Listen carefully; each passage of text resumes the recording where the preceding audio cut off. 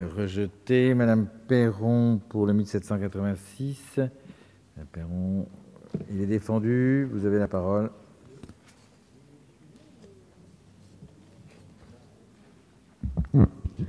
Oui, Monsieur le Président, Madame la Ministre, Madame la Rapporteure, mes chers collègues. L'insertion par l'activité économique est un secteur primordial dans la lutte contre le chômage de longue durée.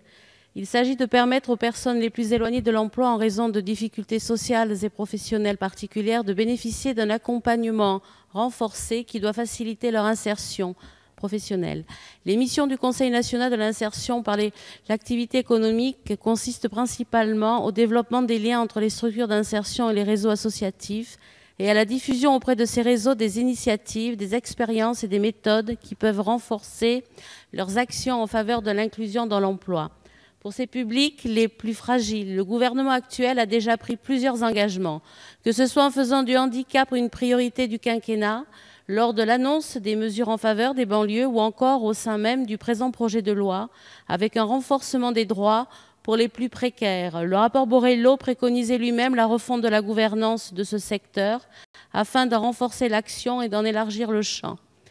C'est en ce sens que vous avez acté au sein de ce projet de loi la suppression du Conseil national de l'insertion par l'activité économique et nous vous soutenons pleinement dans cette démarche de bon sens.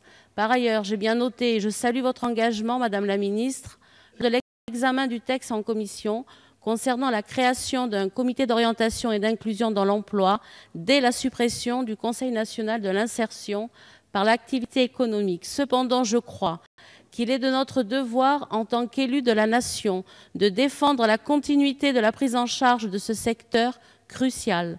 Aussi, cet amendement vise à inscrire clairement dans la loi que la suppression du Conseil national de l'insertion par l'activité économique ne prendra effet qu'à la date de création d'une autre entité qui viendra reprendre ses prérogatives. Je vous remercie.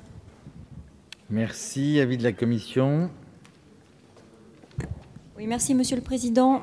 Madame la députée, vous souhaitez maintenir le CNIAE jusqu'à la création de la structure qu'il remplacera. Mais nous devons supprimer le CNIAE dans la loi car il a été créé par la loi.